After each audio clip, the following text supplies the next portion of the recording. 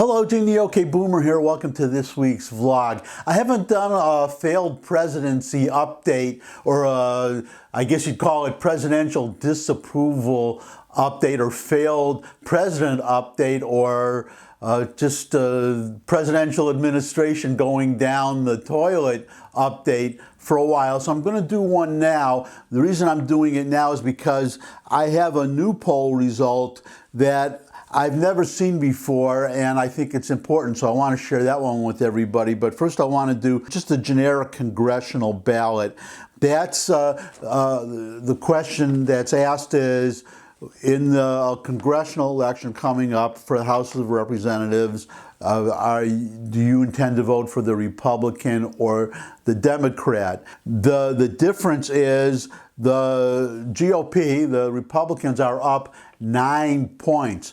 That's historic. I think it's been up that high maybe in the Rasmussen poll, maybe sometime, very rarely in the past, maybe even higher. But that is, very often the Republicans are actually behind. They'll be a point or two behind, and they will still win. They'll gain seats in the House. So if they're 9 points ahead, if they're just, it was on CNN. There was a talking head, an expert, one of their polling people on CNN, he stands in front of the screen and he points to numbers and maps and things. And he said that when he went all the way back, I think 80 years, and he said that whenever the Republicans have only been, usually, as I said, they could be a point behind, a point or two behind, and they would gain seats, but they would do phenomenally well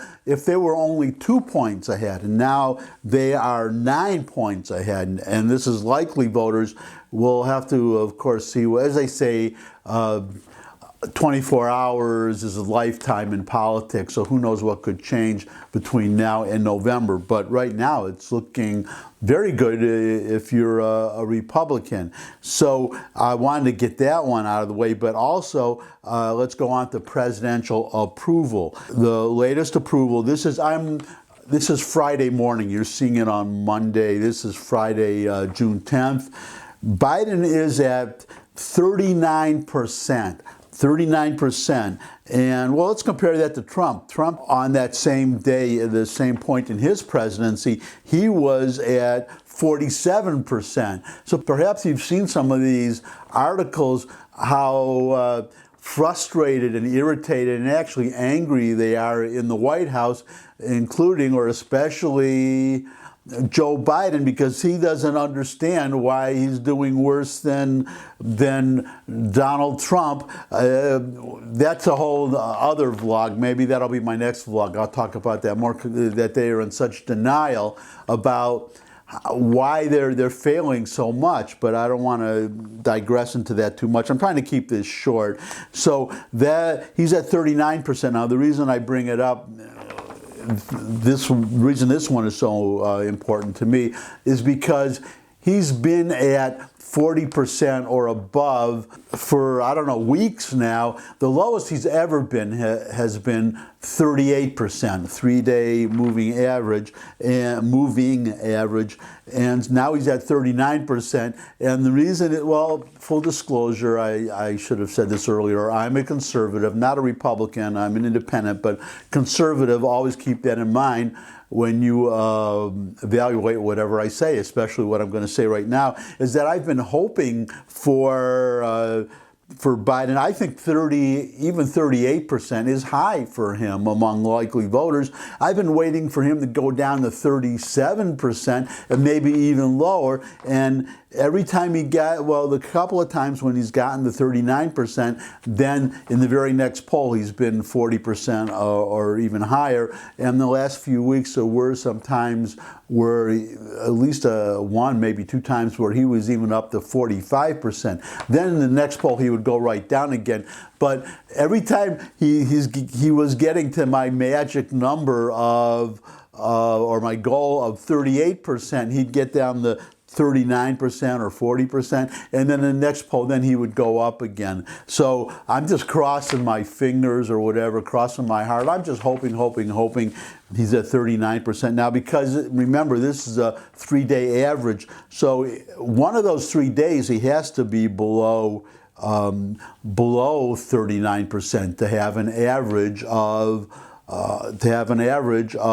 39%, because he was, I think he was 40%, yeah, 40% the last 2 days, so 40%, and then to get to 39, he has to be either exactly at 39 when you round off the number, or he's got to be at 38 or even 37. I don't know. I'm not going to do the math. You can do the math and let me know. So I'm eagerly looking forward to Monday to see what happens to next week. I hope he goes down lower and that the poll numbers matches how terrible a president I think he's been, again, because I'm a conservative. But I want to show you this poll now, and this is something I've never seen before, and it explains the first two polls, especially Biden's low approval numbers.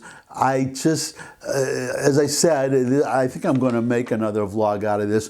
They are just in denial. They are in denial about, well, first of all, their policies being the cause of the high gas prices and the high gas prices and inflation and other things too. But they also think they underestimate the American people. They think we are really stupid, and that's why I was so happy to see this poll. This is on, and by the way, I'm linking to these polls so you can read the complete, how the poll was conducted and what the sample was. This one actually, so the Rasmussen is likely voters. This one, I believe, is registered voters. And here is the question, and there are several other polls too in the same about gas prices and the Democrats and Republicans and white registered voters and black registered voters, men, women, so on and so forth. But this is the overall number, and here's the question. Do you believe the Biden administration is intentionally letting gas prices rise to make Americans use less fossil fuels? And the result, 53%. More than half of Americans, actually it's 53% to 40%, 39.6%, and then there's 7.4% who are not sure, and I don't know how they could not be sure, but anyways, they're not fooling at least half little over half the country, including me. We're not fooled. The Biden administration is doing this on purpose. And you know what? I think that will be my next vlog, how to prove that they're doing it on purpose. I can prove that they're doing this on purpose. I'll make a note, because my aging mind often forgets, but there's no doubt in my mind that they're doing this on purpose, but also a little more than half of the American people. So when he talks about, the president talks about a Putin price hike and how everything was fine until Putin invaded Ukraine, and he's responsible for the gas prices, responsible for the rising gas prices. No, I'm sorry, Mr. President, the American people get it. You are responsible. You're causing these prices to go up on purpose. And for my liberal friends who may be watching this, I'll just mention a couple of things right now.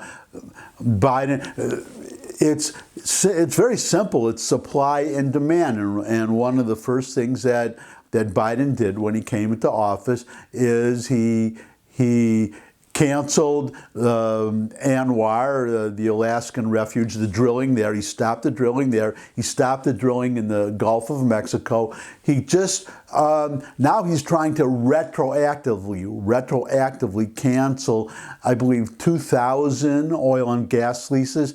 He talks about, well, there are 9,000 leases that are out there and they could drill. No, I mean, it takes years, costs millions and millions of dollars to look for the oil, which may not be there, but out of those 9,000, 4,200 are waiting for permits. They can't get the permits, and you compare that to Texas. It takes a couple of days, a few days to get a permit to drill for an oil company, but it takes months and even years for on federal land to get a permit, and you still may not even get it, and that's after whether you have to first find out if there's oil there or well, this will be another vlog. The point is that it's supply and demand, and